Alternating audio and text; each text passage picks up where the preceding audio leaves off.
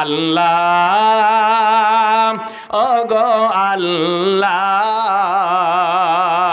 ক্ষমা করে দাও মাফ করে দাও যতদিনে এই জীবন বিনা বাজিবে সুপথে চালাও মাফ করে দাও সুপথে চালাও মাফ করে দাও তোমাকে না দেখিয়া নবীকে না চিনিয়া ঈমান এনেছি তবুও অছিলায় বাবা মাকে জান্নাতে নাও ক্ষমা করে দাও মাফ করে দাও ক্ষমা করে দাও মাফ করে দাও বলি আমিন। ক্ষমা করার মালিক কে? আর যারা বলতে হবে কে? আপনি অপরাধ করেছেন কিন্তু স্বীকার করলেন না, তাহলে অপরাধ হলো কয়টা? দুইটা। এক, অস্বীকার করা, মিথ্যা কথা, আর অপরাধ। তাহলে আপনি স্বীকার করলেন, তাহলে আপনি কমপক্ষে অপরাধ একটা মুক্ত হলেন। মাপ হলেও হতে পারে, না হলেও হতে পারে, কিন্তু আপনি না স্বীকার করার কারণে আপনার আমলনামায় কোনো গুনাহ সংগঠিত হবে। নবীর সাহাবী দেখেন, নবীর সাহাবী যদি আজকের দুনিয়ার হিসাব ধরা হয়, সরকারে যিনি থাকেন তার কর্মীরা বা তার মামলা হলে বলা সরকারি মামলা, আর বিরোধী দলে যারা থাকেন তাদেরকে বলে বিরোধী দলীয় কর্মী বা বিরোধী দলীয় সংগঠন। রাসূল সাল্লাল্লাহু আলাইহি সাল্লামের নবমুসলিম সাহাবী যিনি হত্যা করেছেন অনিচ্ছাবশত, আর তার বিরুদ্ধে উমরের পার্লামেন্টে মামলা, মানে সরকারি দলের কর্মীর বিরুদ্ধে সরকারের কাছে মামলা। কথা বলেন ঠিক কিনা? আজকের দুনিয়ায় হলে এই মামলা হতো? জোরে বলেন হতো? ভাইয়ের আমার, ওমর ইবনুল খাত্তাব রাদিয়াল্লাহু তাআলা আনহু যখন বিবাদীর কাছ থেকে শুনতে পেলেন আর কোনো সাক্ষীর প্রয়োজন হয় না, দুইজন ইহুদির বাচ্চাকে ডাক দিয়ে বললেন, ও ইহুদির সন্তান, ও যুবক দয়, তোমাদের কাছে যদি তোমরা সুযোগ দাও, ক্ষমা করে দাও, দিতে পারো, আমার পক্ষ থেকে কোনো মতামত থাকবে না। তোমাদের এহতেসাব, তোমাদের এহসান, তোমরা চাইলে ক্ষমা করে দিতে পারো, আর না চাইলে আমি আমার সিদ্ধান্তে অটল থাকবো। এক পর্যায়ে দুইজন যুবক ডাক দিয়ে বললেন, আমির আল মুমিনিন, আমরা চিরদিনের জন্য বাবাকে হারিয়ে ফেলেছি। এখানে এমনও ভাই রয়েছে যেই ভাই বাবাকে হারিয়েছে, মাকে হারিয়েছে, আবার যেই ভাইরা এখন পর্যন্ত বাবা মাকে হারান নাই, আমি তাদের জন্য দুটি কথা বলতে চাই। আল্লাহর নবী জনাবে মুহাম্মদুল আরবি সাল্লাল্লাহু আলাইহি ওয়াসাল্লাম হাদিস খানা এভাবে বর্ণনা করেছেন, যদি কোনো বান্দী আল্লাহকে রাজি খুশি করতে চায়, আল্লাহর আরশকে খুশি করতে চায়, আমার রাসূল বলে দিয়েছেন সে যেন তার বাবা মাকে সন্তুষ্ট করে। চিৎকার দিয়ে বলেন সুবহানাল্লাহ। অর্থাৎ পিতামাতাকে সন্তুষ্ট করলে আল্লাহ খুশি হয়ে যায়। সুবহানাল্লাহ। ভাইরা আমার, শুধু কি তাই? রাসূল সাল্লাল্লাহু আলাইহি ওয়াসাল্লাম আরো বলেছেন, আল্লাহ রাব্বুল আলামিন সব গুনাহ মাফ করে দিতে পারেন, কিন্তু আমার রাসূল বলেন কুল্লু যুনুবি ইয়াগফিরুল্লাহু মাইয়াশা, আল্লাহ তাআলা সব গুনাহ মাফ করে দিবেন, কিন্তু পিতামাতার অবাধ্য সন্তানের গুনাহ আল্লাহ মাফ করে দিবে না।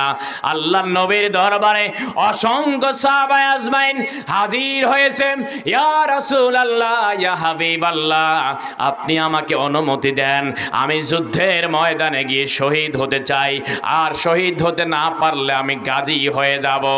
আল্লাহর নবী যখন এরকম শুনেছেন, খোঁজ করে দেখেছেন তার বৃদ্ধা মা বা বৃদ্ধ বাবা আছে, রাসূল ডাক দিয়ে বললেন, ও আমার সাহাবীরা রে, তুমি যাও তোমার মায়ের খেদমত করো, যুদ্ধে অংশগ্রহণ করলে যেই সওয়াব হবে আল্লাহ রাব্বুল আলামিন তোমার আমল নামা এই সওয়াব দিয়ে দিবেন। চিৎকার দিয়ে বলেন সুবহানাল্লাহ।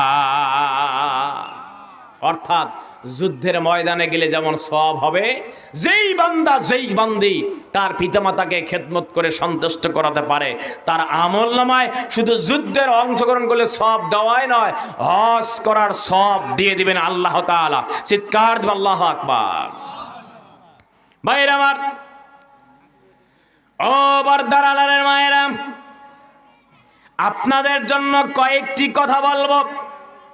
রাসূল সাল্লাল্লাহু আলাইহি ওয়াসাল্লাম হাদিস বর্ণনা করেছেন, নিসাউন কাসিআতুন আরিআতুন মুমিলাতুন মাইলা কাজনামাতিল বুখতিল মাইলা। রাসূল সাল্লাল্লাহু আলাইহি ওয়াসাল্লাম বর্ণনা করেন, ওই মহিলাগুলো জান্নাত যাবে না যেই মহিলাগুলো পোশাক পরে কিন্তু পোশাকগুলো আরিআতুন উলঙ্গপনার ন্যায়। এমন পোশাক পরা মহিলা আমাদের সমাজে আছে না? আমার লজ্জা হয় সেই সমস্ত ভাই বোনদের জন্য, যে আপনি কোন লজ্জায় আপনি আপনার মেয়েকে একটা পোশাক কিনে দিলেন, যেই পোশাকটা দেখতেও লজ্জা লাগে, এমন পোশাক যেই পোশাক মশারির চেয়েও পাতলা। আছে না নাই? এর জন্য বলতে হবে আছে না নাই? আপনি একটাবার ভাবলেন না যে এই মেয়েটা বিবাহ দিলে আর একজনের ঘরে যাবে বউ বেশে, আবার কিছুদিন পর তার ঘরে সন্তান আসলে সে হবে মা। কথা বলেন ঠিক কিনা? প্রিয় ভাই, আপনি আপনার সন্তানকে এভাবে তুলে দিলেন, আর আপনি বলেন হুজুর দোয়া করেন আমার মেয়ে সন্তান সম্ভবা, অথবা আমার স্ত্রী সন্তান সম্ভবা, দোয়া করেন। আপনি দোয়া চাচ্ছেন আর আপনার স্ত্রীকে, আপনার মেয়েকে বেহায়াপনায় উৎসর্গ করে দিচ্ছেন। এই দোয়া হবে, হাদিয়ে তোবা হুজুর নিবে, 4 পয়সা আপনার কাজ হবে। ভাইরা আমার, ও পর্দার আড়ালের মায়েরা, কেন আপনাকে পর্দা করতে হবে? যদি আজকের দেশে কোরআনী সমাজ ব্যবস্থা উপহার থাকতো, কোরআনী সমাজ ব্যবস্থা থাকতো, দেশের সরকার যখন কণ্ঠ ভোটের মাধ্যমে আইন পাশ করে নিতে পারত যে আগামীকাল থেকে বাংলাদেশের জমিনে কোনো মুসলমান বোন যাদের পর্দা করার বয়স হয়েছে, এই পর্দা করা বয়স বোনেরা পর্দা বেপর্দায় চললে তাকে শাস্তির আওতায় নেওয়া হবে। এই রকমের আইন যদি বাংলাদেশে কোনোদিন কোনোভাবে চলে আসে, আমার বিশ্বাস বাংলার জমিনে কোন জায়গায় পর্দার ওয়াজ আর করা লাগবে না। চিৎকার দিয়ে বলেন ঠিক কিনা? হুজুর দোয়া করেন, ওয়াজ করেন, সব করেন, সমস্যা নাই, তবে আমার এলাকায় নামাজি লোক কম পাওয়া যায়, এই বিষয়ে কিছু কথা বলেন। প্রিয় ভাই, আমি আমার ভাষায় এবছর সব মাহফিলে বলেছি, যেই কাজগুলো আইন করে করতে হয় সেই কাজ ওয়াজ করে হয়। আল্লাযীনা ইম্মাক্কান্নাহুম ফিল আরদ আকামুস সালাত, দেশ পরিচালনা করবে যারা, দেশ চালাবে যারা, রাষ্ট্রীয়ভাবে সিদ্ধান্ত হবে নামাজ কায়েম করে, নামাজের বিল ওই সংসদে যদি পাস যতদিন পর্যন্ত হবে না ততদিন পর্যন্ত নামাজি 100% মসজিদে হবে। কারণ আইন যেগুলি দিয়ে করতে হয়, আইন দিয়ে যা করতে হয় ওয়াজ দিয়ে তা 100% হবে। ও বর্দারালের মায়েরা, রাসূল সাল্লাল্লাহু আলাইহি ওয়াসাল্লাম বর্ণনা করেন, যেই মহিলা মা বোনেরা 4টা কোয়ালিটি সম্পন্ন হতে পারবে, ইজা সাল্লাতিল মারআতু খামসাহা, যেই মায়েরা বোনেরা 5 ওয়াক্ত নামাজ আদায় করবে, এক নম্বর কর্মসূচি ওয়া সামাত শাহরিহা, এবং রমজান মাসের রোজা রাখবে। শরীয়ত ওজরগুলো ব্যতি রেখে এই দুইটা কাজ, ওয়া হাফিজাত ফারজাহা, যেই মায়েরা তার সতীত্বের হেফাজত করবে, তার যৌন অঙ্গের হেফাজত করবে। মিশকাত শরীফের একখানা হাদিস, আল্লাহর নবী বলেছেন আমরা বাচ্চাদের পড়িয়ে থাকি। রাসূল সাল্লাল্লাহু আলাইহি ওয়াসাল্লাম বর্ণনা করেন, যেই বান্দা যেই বান্দি দুইটা বস্তুর জামিনদার হতে পারবে, মাইয়াতমান লিমা বাইনা লিহিয়াইহি ওয়া মা বাইনা রিজলাইহি আতমান লাহুল জান্নাহ। আল্লাহর নবী বর্ণনা করেন, দুইটা বস্তুর জামিনদার হতে পারলে রাসূল আমার আপনার জন্য জান্নাতের জিম্মাদারি নেবেন। তার এক নম্বর হলো দুই সোয়ালের মধ্যবর্তী স্থান হলো জিহবা, এবং দুই রানের মধ্যবর্তী স্থান হলো লজ্জা স্থান। কি নারী কি পুরুষ দুইটা বস্তুর গ্যারান্টি দিতে পারলে আল্লাহর হাবিব বলে দিয়েছেন আমি তার জন্য জান্নাতের গ্যারান্টি দিয়ে দেব। চিৎকার দিয়ে বলেন সুবহানাল্লাহ। অর্থাৎ দেখুন, জীবনে যতগুলো গুনাহের কাজ হয় সব এই জিহ্বা দিয়ে হয়। কথা বলেন ঠিক কিনা ভাইরা আমার, ও বারদারানের মায়েরা? তাহলে 3 নম্বর কর্মসূচি আমাকে আপনাকে মনে রাখতে হবে, যেই মহিলা মা বোন সতীত্বের হেফাজত করবে। 4 নম্বর, ওয়া আতাআত যাওজাহা, যদি তিনি বিবাহিতা হন। বিবাহিতা হলে রাসূল বলেছেন 4 নম্বর কর্মসূচি হলো স্বামীর অনুগত হওয়া, স্বামীর ইতাআত করা, আনুগত্য করা, স্বামীর কথা মতো চলাফেরা করা। যদি কোনো মা কোনো বোন 4টা কাজ করতে পারে, আল্লাহ রাব্বুল আলামিন আমার রাসূল বলে দিয়েছেন ওই মহিলা মা বোনদের জন্য 8খানা জান্নাতের দরজা উন্মুক্ত থাকবে। চিৎকার দিয়ে বলেন সুবহানাল্লাহ। প্রিয় ভাইরা আমার, তাহলে 4টা কাজ করলে মহিলারা যাবে আল্লাহর জান্নাতে। তাও আবার জান্নাতের নির্দিষ্ট কোনো নাম নাই, 8টা জান্নাত তাদের জন্য বরাদ্দ থাকবে। সুবহানাল্লাহ। কিন্তু দুর্ভাগ্যজনক হলো সত্য, 7টা কাজ যেই মহিলা মা বোন করবে, এই মহিলা মা বোনদের জন্য জাহান্নাম, জান্নাত হারাম হবে, তার জন্য জাহান্নাম অবধারিত হয়ে যায়। বলুন নাউজুবিল্লাহ। ভাইয়ের আমার, 7টা কারণে মহিলারা যাবে জাহান্নামে। 1 নম্বর কারণ হলো মহিলাদের মাঝে আমরা দেখতে পাই পুরুষদের চেয়েও মহিলারা নামাজি বেশি হয়ে থাকে। কিন্তু এমনও নামাজি আছে যেই মহিলার নামাজ পড়তে গিয়ে অবহেলা করে। অবহেলা কেমন? জোহরের নামাজ পড়তে পড়তে আসর করে ফেলে, আসরের নামাজ মাগরিবের দিকে যায় পড়ে, আবার মাগরিবের নামাজ পড়তে পড়তে এমন একটা অবস্থা হয়ে যায়, অর্থাৎ নামাজের ক্ষেত্রে তাদের অবহেলা। 1 নম্বর কারণ জাহান্নামে যাওয়ার 1 নম্বর কারণ হলো নামাজের ব্যাপারে অবহেলা করে। 2 নম্বর কারণ হলো মহিলা বামনদের এমন একটা অবস্থা খুঁজলে পাওয়া যায়, থাকলেও থাকতে পারে, থাকলে সংশোধন হয়ে যাবেন। আপনাকেও বলি আপনি সংশোধন করাবেন। 2 নম্বর কারণ হলো ফরজ গোসল করা না। গোসল যদি ফরজ হয়ে যায় তাহলে কোরআন পড়া যায় না, ইবাদত বন্দেগী করা যায় না।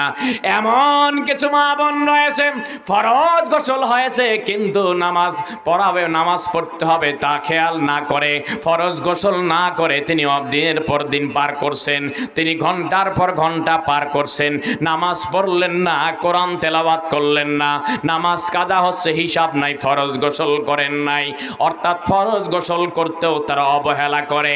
3 নম্বর কারণ হলো এমন কিছু মা, এমন কিছু বোন রয়েছে যেই বোনেরা স্বামীর সমালোচনা করে।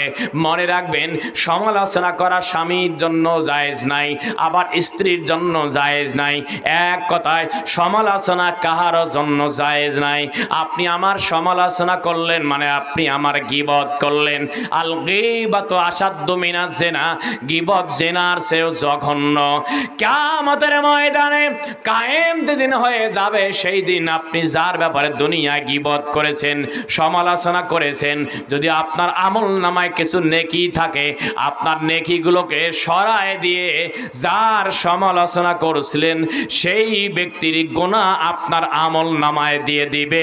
চিৎকার দিয়ে বলেন নাউজুবিল্লাহ। ভাইরা আমার, ও পর্দার আড়ালের মায়েরা, 4 নম্বর কারণ হলো বেপরদায় চলা। অবাক করা কথা, বাজারে যায় মহিলারা, অনেক সময় দেখতে পাওয়া যায় যেই মহিলাদের বয়স 60 ঊর্ধ্ব, যাদের পর্দা করা না করার রুখসত রয়েছে, এই মা বোনটা বাজারে যায় বোরকা পরিধান করে, কিন্তু তার সফর সঙ্গী তার নাতনি অথবা তার মেয়ে, যার জন্য আগ থেকে গুনাই গাছে সেই ব্রিজের মোড়ে বসে আছে তার বয়ফ্রেন্ড, তাকে বেপরদায় নিয়ে যায়, আগের থেকে বেপরদায় তাকে সাজায় নিয়ে যায়। আপনি অবাক হয়ে যাবেন, কিভাবে ভাবেন এই বিষয়টা? যার পর্দা করার রুখসত আছে, না করলেও চলে, তার পর্দা করা হলো, আর যাকে রাস্তাঘাটে ইফটিজিং করবে, তার বয়ফ্রেন্ড ডিস্টার্ব করবে, তাকে বেপরদায় নিয়ে বাজারে যায়, এমন পোড়া কপাল মা বোন সমাজে আছে না?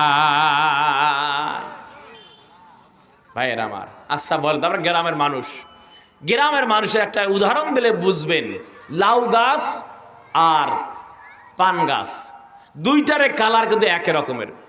লাউ গাছ কি কখনো ঘরের খুঁটি হয়? যেটা বলেন হবে। পান গাছ বরং পান গাছে খুঁটি দিয়ে রাখতে হয় দাঁড় করে রাখার জন্য। কথা বলেন ঠিক কিনা? দুইটাই দুর্বল জিনিস, চেহারা দুইটাই সবুজ শ্যামল।